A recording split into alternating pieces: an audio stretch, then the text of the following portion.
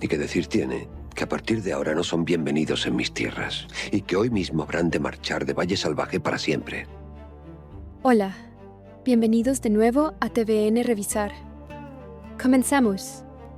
Alejo entró sin avisar en la sala de la casa pequeña, donde Mercedes revisaba unos papeles junto a Bernardo. Su rostro estaba tenso, los puños apretados. Bernardo se levantó de inmediato, pero fue Mercedes quien habló primero. ¿Qué sucede, Alejo?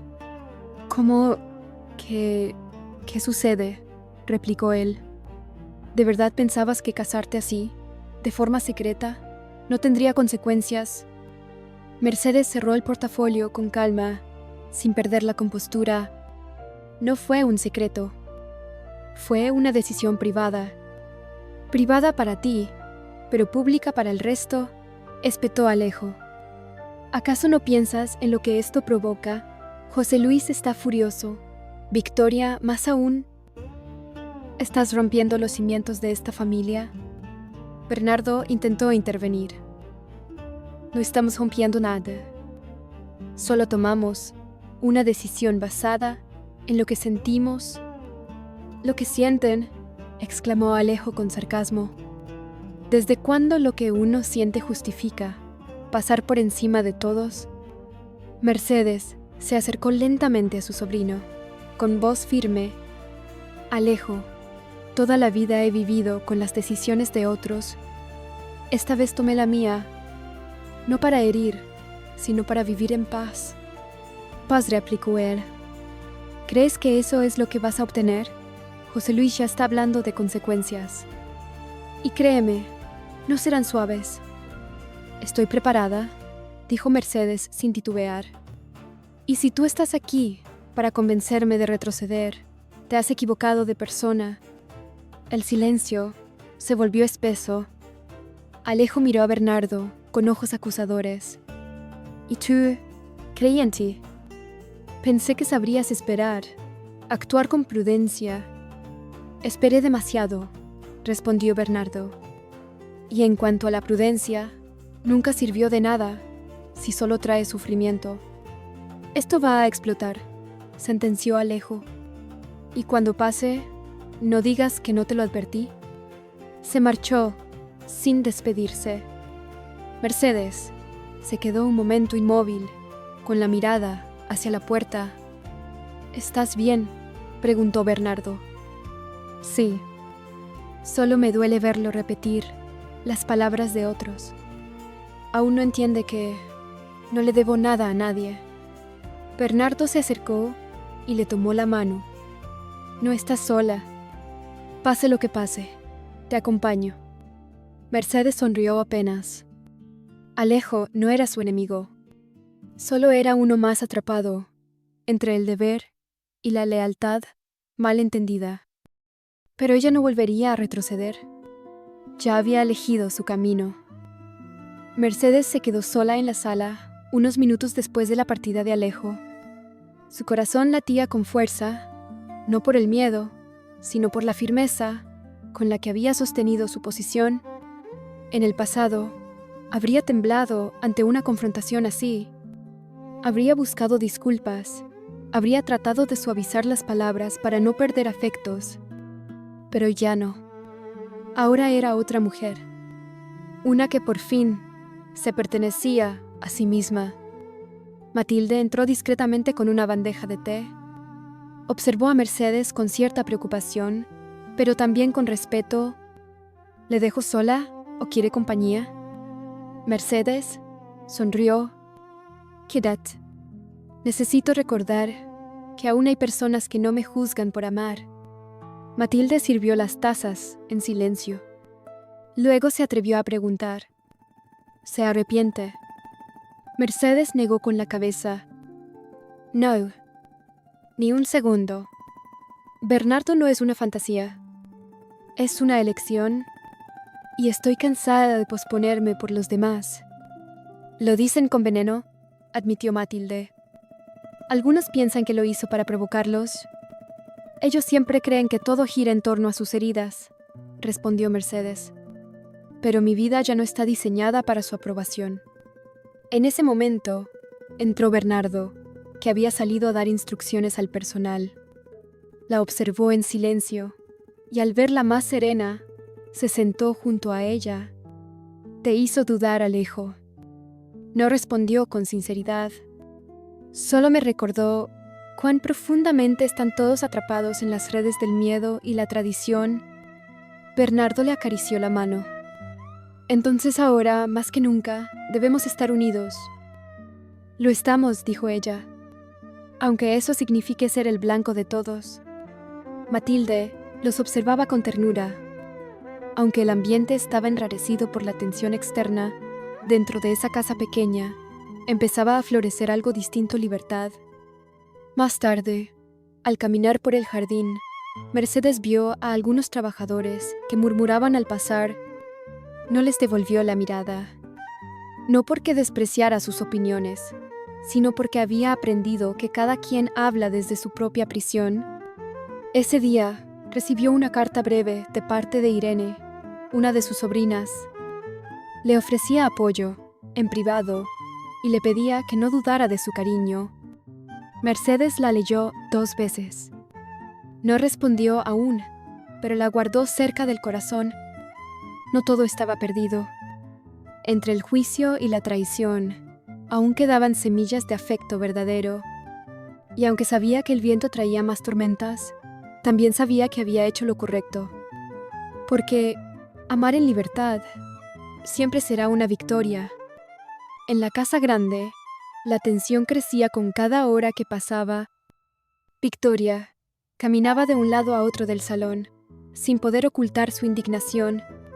Desde que Mercedes anunció su matrimonio con Bernardo, su mundo construido sobre el control y las apariencias se había resquebrajado. Para ella, era inadmisible que esa mujer, a la que siempre consideró inferior, estuviera ahora en el centro de la atención y con un título. José Luis leía en silencio, sentado frente a la chimenea. Su indiferencia encendía aún más la furia de Victoria. «Vas a seguir ahí, callado, mientras ella se queda con todo», soltó de golpe. «¿Qué quieres que haga, Victoria? ¿Que anule un matrimonio por decreto?» «Quiero que actúes», exclamó ella. «Que no sigas permitiendo que te humillen de esta manera». Esa mujer no solo se casó, se adueñó de la casa pequeña, de Bernardo, del respeto del pueblo. ¿Y tú qué haces? José Luis dejó el libro sobre la mesa y la miró con frialdad. «Mercedes no me humilla. Tú me humillas con tus gritos». «No te atrevas», dijo ella, acercándose. «Yo soy la única que sigue a tu lado, cuando todos los demás te han dado la espalda. Pero si sigues así, también perderás eso». «No necesito amenazas», Victoria respondió él. «Necesito lealtad. Y cabeza fría. Cabeza fría. Después de que tu hermana se burla de ti en público, estás dejando que te arrebaten el apellido, la autoridad, todo». José Luis se levantó, furioso ahora. «No es ella la que me lo arrebata. Son ustedes, que no entienden que esto ya no se resuelve con imposiciones. Ella se casó. Punto. Y Bernardo ahora es duque por orden real». Victoria dio un paso atrás, impactada por el tono. «Entonces, ¿te vas a rendir?» «No. Me voy a preparar». La respuesta fue tan seca como un disparo. Victoria comprendió que algo había cambiado en él. Que tal vez, en lugar de explotar, José Luis planeaba algo más profundo, más calculado. «Haz lo que debas», dijo ella al final. «Pero no olvides quién está contigo. Si decides actuar, quiero estar ahí». José Luis asintió. No por afecto, sino por conveniencia. Sabía que Victoria era peligrosa cuando se sentía desplazada. Mejor tenerla cerca que en contra. Cuando se quedó solo, volvió a sentarse. Miró el fuego, pensativo. «No he perdido todavía», murmuró. «Solo necesito el momento adecuado». Y ese momento estaba cada vez más cerca. La tarde se volvía gris cuando Rafael llegó a la finca principal. Había estado ausente durante días, intentando mantener distancia de los conflictos familiares, pero la noticia del matrimonio entre Mercedes y Bernardo lo obligó a regresar, no por desacuerdo, sino porque intuía que todo estaba a punto de explotar. Encontró a Bernardo en el establo, supervisando a uno de los trabajadores. Al verlo, Bernardo se acercó con una leve sonrisa. «No pensé vers toi». «No podía quedarme al margen», respondió Rafael. «Necesito hablar contigo». Bernardo asintió, y juntos caminaron hacia la parte trasera del corral. Una vez allí, Rafael habló con franqueza. «No te voy a dar discursos. No vengo como juez, ni como aliado de José Luis. Vengo como alguien que sabe cómo piensa». Bernardo frunció el ceño. «¿Qué quiere decir?» «Que se está gestando algo. José Luis no va a dejar esto así. Está herido. Y un hombre como él no reacciona con palabras, reacciona con acciones. Y tú eres su objetivo más próximo. Por haberme casado con Mercedes, por haberle quitado poder», aclaró Rafael. Ella era una figura simbólica, algo que él creía tener bajo control. Al convertirla en duquesa, la hiciste libre. Y eso es algo que no te va a perdonar. Bernardo respiró profundo. «¿Y qué sugieres que haga? ¿Que renuncie? ¿Que desaparezca?» «Que te prepares», dijo Rafael. «No subestimes lo que puede hacer. Si puede usar documentos, rumores, aliados, ¿lo hará? No va a ensuciarse las manos. Hará que parezca que caíste solo». Bernardo miró hacia el horizonte. Sabía que Rafael no exageraba. José Luis era calculador, paciente. Cuando atacaba, lo hacía desde las sombras. «Gracias por la advertencia», dijo al fin. «Y gracias por no venir como enemigo». «No somos enemigos», respondió Rafael. «De hecho, si esto se pone feo, puede que necesitemos estar del mismo lado». «¿Y tú?», preguntó Bernardo. «¿Estás dispuesto a enfrentarlo?» «Ya lo hice», dijo Rafael, con una sombra de tristeza en la mirada. «Cuando elegí a Adriana, ese fue mi primer acto de guerra. No tengo vuelta atrás». Bernardo asintió. Se estrecharon las manos en un gesto sincero. No eran amigos íntimos, pero compartían algo más fuerte, el rechazo a someterse. Rafael se marchó, dejándolo solo. Bernardo observó el campo, el aire quieto. Sabía que la calma era solo apariencia, y que pronto, muy pronto, habría que resistir la tormenta. La atmósfera en la casa grande era cada vez más opresiva.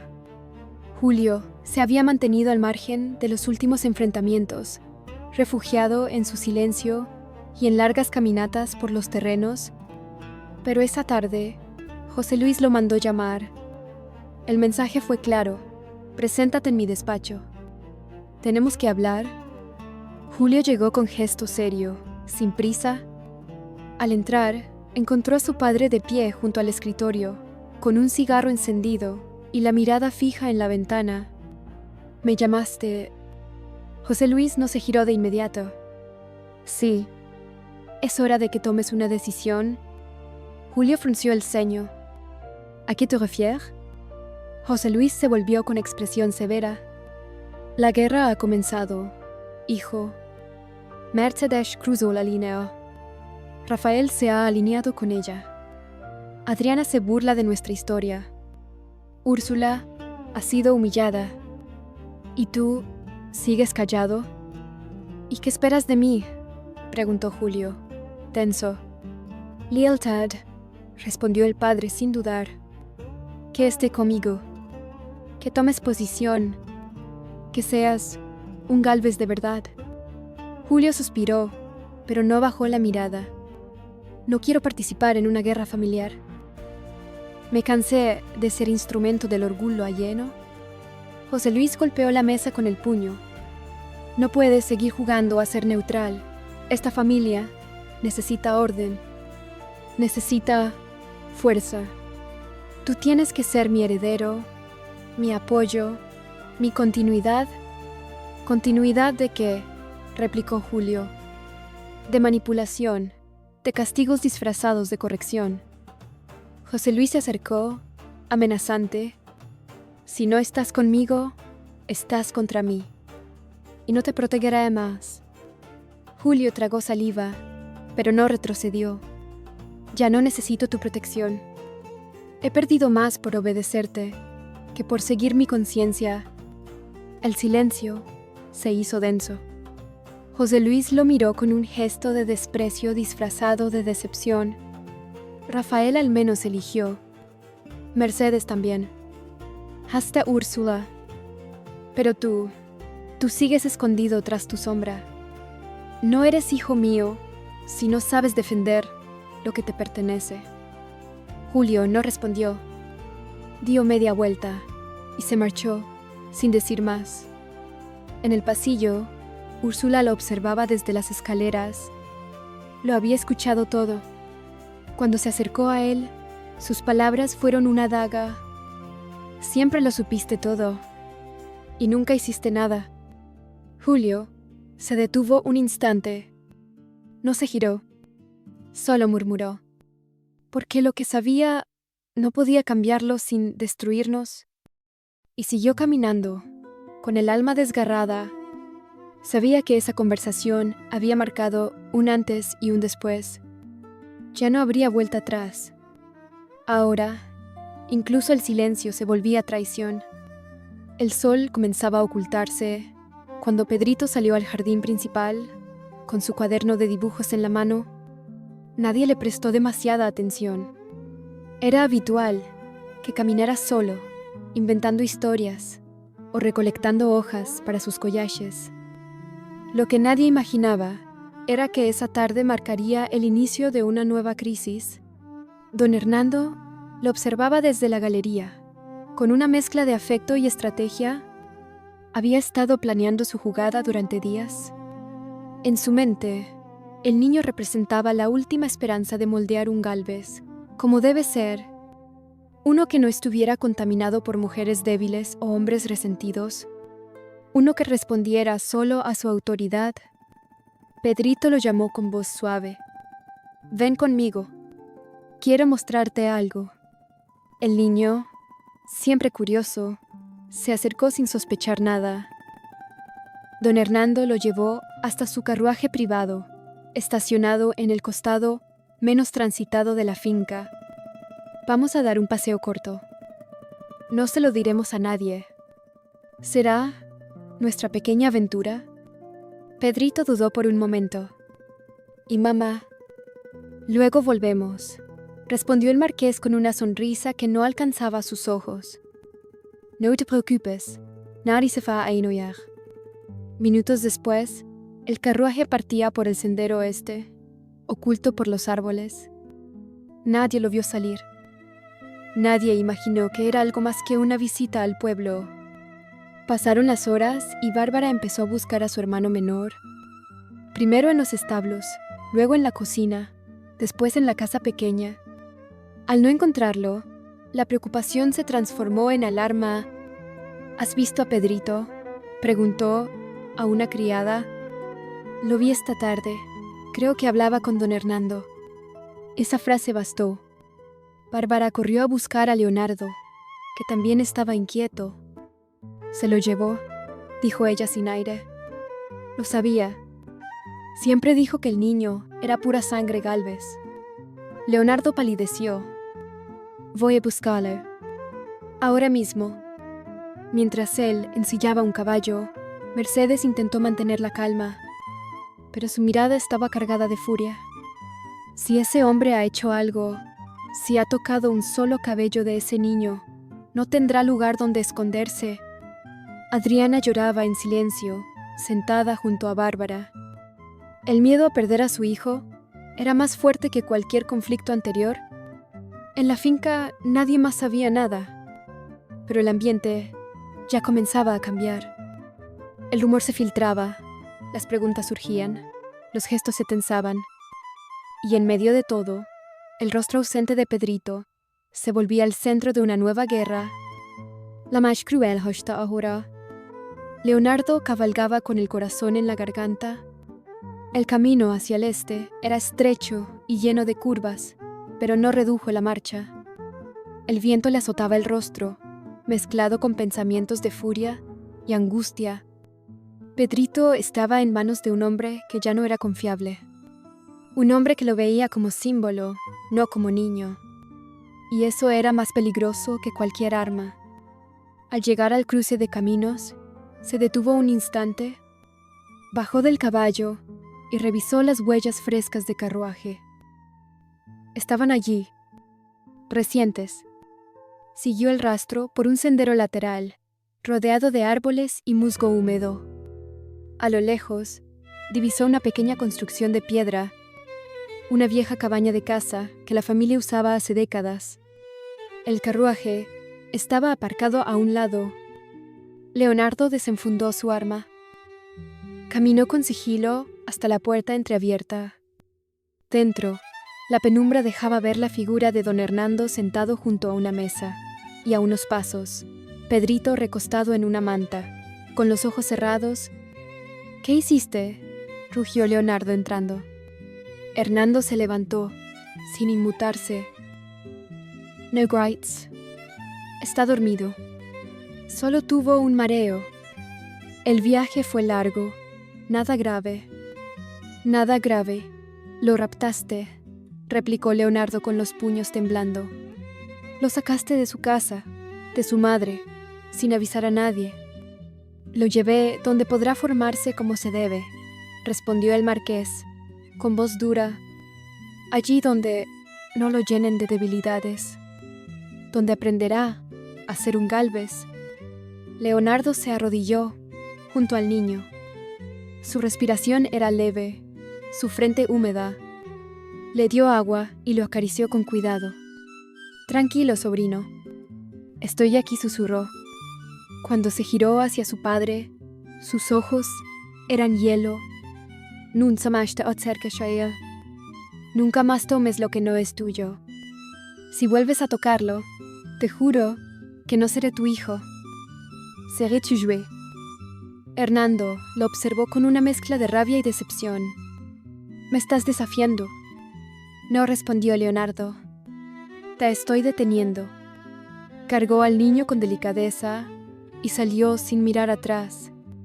El cochero, que había permanecido cerca, se encogió de hombros y ayudó a preparar el regreso. Durante el trayecto, Pedrito despertó lentamente. Al ver a Leonardo, sonrió con debilidad. «¿Volvemos a casa?» «Sí, pequeño. Volvemos a casa». Leonardo apretó los dientes. Su padre había cruzado la última línea. Ya no quedaba espacio para el respeto, solo para justicia. El carruaje regresó a la finca cuando el cielo ya se teñía de azul oscuro. Bárbara, Mercedes y Adriana esperaban en la entrada con el alma en vilo. Al ver a Leonardo bajar con Pedrito en brazos, corrieron hacia él. «Mi niño», exclamó Adriana, recibiéndolo con lágrimas en los ojos. Pedrito, aún algo débil, la abrazó con fuerza. «Solo me mareé, mamá». El abuelo me llevó a ver árboles muy grandes. Mercedes contuvo el llanto con un gesto de firmeza. Observó a su sobrino mayor, que respiraba con dificultad por la tensión acumulada. «Gracias», dijo, tomándolo del brazo. «Está bien», respondió Leonardo. «Pero ese hombre no debe volver a verlo. Ya no es confiable. Ni para un minuto». Adriana llevó al niño al interior de la casa. Bárbara los acompañó. Mercedes y Leonardo se quedaron en la entrada, en silencio por un instante. «¿Qué dijo?», preguntó ella finalmente. «Que lo hace por el apellido, que quiere formarlo. Pero No es formación. Es dominio. Control. Siempre quiso controlar todo. Hasta lo que no le pertenece, murmuró Mercedes. Y si no lo frenamos ahora, lo intentará de nuevo, advirtió él. Mientras tanto, en la casa grande, José Luis y Victoria recibían la noticia por parte de uno de los empleados. José Luis no ocultó su disgusto, así que se atrevió a llevárselo. Y lo encontraron inconsciente, añadió Victoria. ¡Qué imprudencia! No es imprudencia, respondió él. Es desesperación. Hernando sabe que ha perdido su lugar y ahora quiere forjar a su propio heredero. ¿Y tú qué vas a hacer?, preguntó ella, con una ceja levantada. Nada. Ya se ha expuesto solo. Que se hunda en su propia necedad. Victoria se quedó pensativa. Algo en su interior le decía que aún quedaban cartas ocultas, pero también sabía que, por ahora, lo mejor era guardar silencio. De vuelta en la casa pequeña, Pedrito dormía profundamente, con Adriana sentada a su lado. Mercedes lo observaba desde la puerta. «Tu hijo es fuerte», dijo. «No sé qué habría hecho si no regresaba», respondió Adriana con voz temblorosa. «Nunca me imaginé que don Hernando llegaría a tanto». Mercedes la abrazó con ternura. «Ahora sabemos hasta dónde es capaz de llegar, y ya no permitiremos que lo vuelva a intentar». En el comedor, Leonardo afilaba el tono de su determinación. No habría más indulgencia. A partir de ese momento, cada acción del marqués sería observada con lupa, y si volvía a actuar contra los más vulnerables, lo enfrentarían todos. El valle ya no era territorio de silencios. Era un campo de resistencia. El día siguiente amaneció con rumores renovados. Mientras Pedrito descansaba bajo cuidado de Adriana y Bárbara, otra inquietud recorría la casa pequeña. Luisa, una de las empleadas más antiguas del lugar, había sido llamada por Alejo para conversar en privado. La noticia era breve, pero contundente. Mercedes era ahora la propietaria oficial de la casa. La noticia cayó como una piedra en el estómago de Luisa. Durante años, había trabajado en ese espacio con la certeza de pertenecer a una estructura sólida, sin cambios bruscos. Saber que Mercedes tenía ahora el control total lo alteraba todo. «¿Y qué significa eso para mí?», preguntó Luisa, con voz baja. «Significa que las decisiones ya no pasan por esta casa», respondió Alejo. «Y que, si quieres conservar tu puesto, lo mejor es que muestres tu disposición». Luisa asintió, pero por dentro ardía, no por odio hacia Mercedes, sino por temor a perder su espacio, su rutina, su estabilidad. Más tarde, en la cocina, Pepa notó su inquietud. «¿Te dijeron algo?». «Me avisaron que Mercedes es la dueña ahora». «Bueno, eso ya lo sabíamos», respondió Pepa. «Pero no creo que ella te eche. No es así. Y si quiere traer a los suyos, y si quiere cambiar todo, yo ya no soy joven, Pepa. No quiero empezar de cero». La conversación subió de tono. Pepa intentó calmarla, pero Luisa no cedía. El miedo se convertía en hostilidad. «No me hables como si lo supieras todo», le espetó Luisa. «Tú siempre has estado más cerca de ella. ¿Yo soy la que no tiene red?». «No es eso», respondió Pepa, herida. «Solo trato de ayudarte. Pero si empiezas a lanzar veneno, te estás disparando tú misma». La discusión no pasó desapercibida. Una criada joven, que escuchaba desde la despensa, corrió con la información directo a Úrsula. Para ella, cualquier grieta era una oportunidad.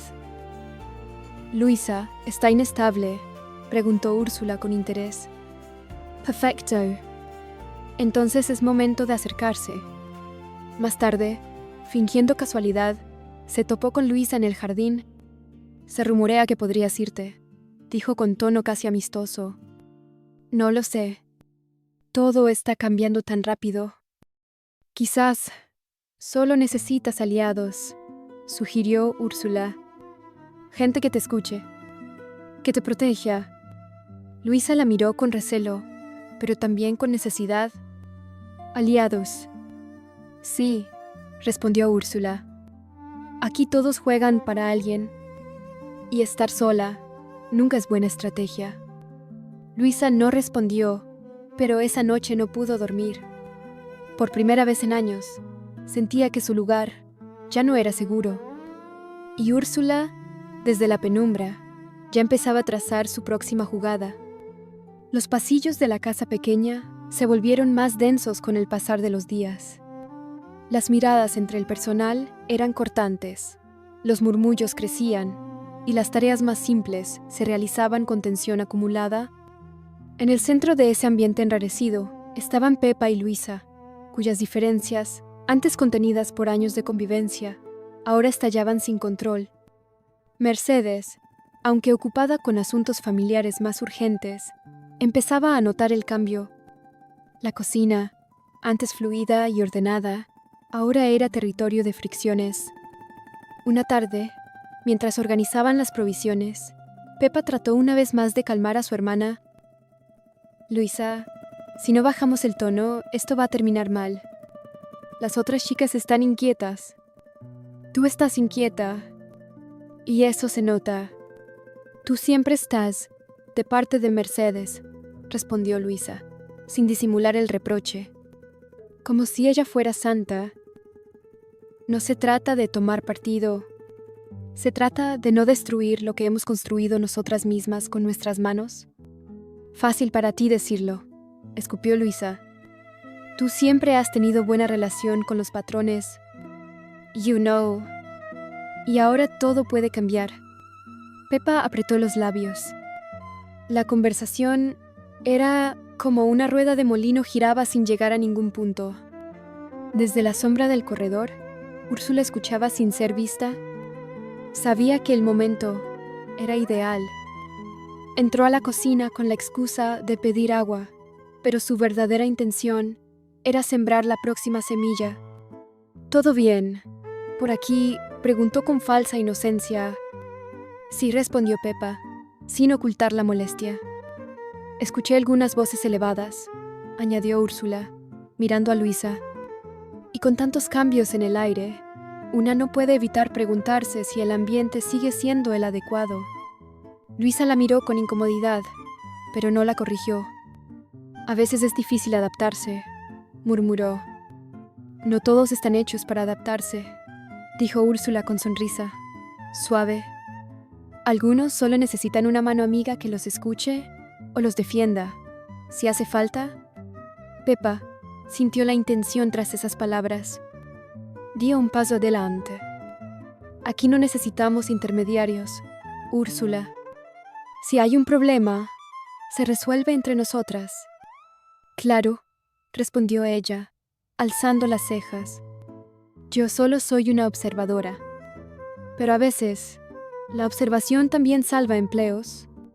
Y se fue, dejando un aire enrarecido. Esa noche, Luisa repasó cada palabra. Por primera vez, consideró seriamente lo que Úrsula le ofrecía. Pepa intentó hablar con ella, pero fue rechazada con frialdad. La grieta ya no era emocional, era estratégica. Y Úrsula, como siempre, sabía cómo moverse entre las fisuras. La sala del ala principal se llenó de tensión apenas llegaron los invitados. Mercedes y Bernardo habían solicitado una reunión con José Luis y Victoria, con la esperanza, o quizás la formalidad de establecer límites y evitar un nuevo enfrentamiento público, lo que prometía ser un intercambio diplomático. Sin embargo, pronto se transformó en un pulso de poder. Mercedes entró con paso firme, del brazo de Bernardo. José Luis los esperaba junto al ventanal, mirando hacia el jardín. Victoria, sentada como si se tratara de un trono, no disimulaba su desdén. «Gracias por venir», comenzó Mercedes, con voz serena. «Necesitamos poner en claro algunas cosas». «Tarde para eso», murmuró Victoria, cruzando las piernas. José Luis no se movió. Habla, dijo simplemente. Bernardo tomó la palabra. «No hemos venido a pedir permiso, tampoco a provocar, pero es necesario dejar claro que la casa pequeña ahora es territorio bajo nuestra responsabilidad. Cualquier intromisión será considerada una agresión directa». José Luis soltó una carcajada seca. «¿Y creen que con un matrimonio firmado y un título recién otorgado pueden hablar de propiedad y respeto?» «Sí», respondió Mercedes, sin titubeos. «Porque durante años soportamos humillaciones en silencio. Pero eso se acabó». Victoria se inclinó hacia adelante. «No olvides de dónde vienes, Mercedes. No por tener una alianza conveniente te convierte en igual. Eres, y siempre fuiste, la sombra de esta familia». «Una sombra que ya no les pertenece», contestó Mercedes, calmada. «Y créeme, prefiero ser una sombra libre que una figura hueca». José Luis rompió el silencio con una pregunta inesperada. «¿Dónde está Felipe?» Todos se miraron. «Felipe no forma parte de esta conversación», respondió Bernardo. «Claro que sí», replicó Victoria. «Ha estado en ambas casas, escuchando, observando». ¿A quién le responde ahora? La incomodidad se hizo palpable. Mercedes miró a Bernardo. Nadie tenía certeza absoluta sobre las lealtades de Felipe. Su presencia ambigua se volvía de pronto un punto de tensión. «Felipe no es espía ni traidor», dijo Mercedes. «Pero si ustedes quieren verlo así, será su paranoia la que los condene, no sus acciones. A veces basta con no tomar partido para volverse enemigo», sentenció José Luis. La conversación terminó sin acuerdos, solo con frases cargadas de pólvora. Al salir, Mercedes susurró a Bernardo: «Ya no hablan, solo provocan». «Porque ya no tienen argumentos», respondió él. «Solo miedo». Y mientras el eco de esa reunión se expandía por la finca, Felipe, desde la biblioteca, tomaba nota mental de cada palabra. Porque, incluso los que no hablan, pueden mover el tablero. La noche cubría el valle con un manto silencioso, pero en la mente de Úrsula no había calma. Sentada frente a su tocador, repasaba una y otra vez la escena del beso entre Rafael y Adriana. Esa imagen la perseguía como una herida abierta que no terminaba de cicatrizar. El dolor había dado paso al resentimiento, y a una necesidad imperiosa de venganza. Abrió su cuaderno, aquel donde guardaba pensamientos que jamás se atrevería a decir en voz alta. Esta vez, sin escribir una palabra, arrancó la hoja más reciente. Ya no necesitaba desahogo, necesitaba acción. Caminó hasta la galería, donde Julio tomaba un whisky en silencio. Desde su confesión a su padre, se mantenía distante de todos, como si el peso de su indecisión lo aplastara. «¿Puedo sentarme?», preguntó Úrsula con voz tensa. Julio asintió sin mirarla. «¿Lo sabías?», preguntó ella directamente. «¿Desde cuándo?». Julio cerró los ojos por un segundo. «Desde antes del beso, desde que los vi mirarse, como nadie más se ha mirado en esta casa». Úrsula contuvo el aliento. «Y no dijiste nada». «¿Qué iba a hacer? ¿Delatarlos? ¿Montar una escena? Ya no soy ese hombre». No replicó ella con frialdad. «Ahora eres uno que calla cuando su sangre arde». Julio la miró. «Por fin, no sabes lo que es ver cómo se destruye todo y no poder evitarlo, porque no quieres volver a ser el villano». «Yo no tengo problema en ser la villana», dijo Úrsula, «porque si nadie castiga a los que destruyen, entonces todo se pudre». Julio notó algo nuevo en su tono. No era solo rabia. Era estrategia. ¿Qué piensas hacer? Que paguen. Rafael y Adriana. Pero también tú, porque tu silencio fue complicidad. Naomi Aimnes. No es amenaza. Es consecuencia, respondió ella, poniéndose de pie. Tú elegiste callar. Yo voy a hablar. Esa misma noche, Úrsula comenzó a moverse. Visitó discretamente a Luisa, a quien había manipulado días antes. Le entregó información, le pidió una tarea a observar, anotar, reportar, no como criada, como aliada. Esto apenas comienza, le dijo. ¿Y tú no quieres quedarte del lado de los que caen? En su habitación, Adriana sintió una inquietud extraña, como si una sombra se arrastrara por debajo de la puerta. Una sensación helada, anticipando la tormenta. El valle estaba cargado de secretos, y ahora alguien había decidido encender la mecha.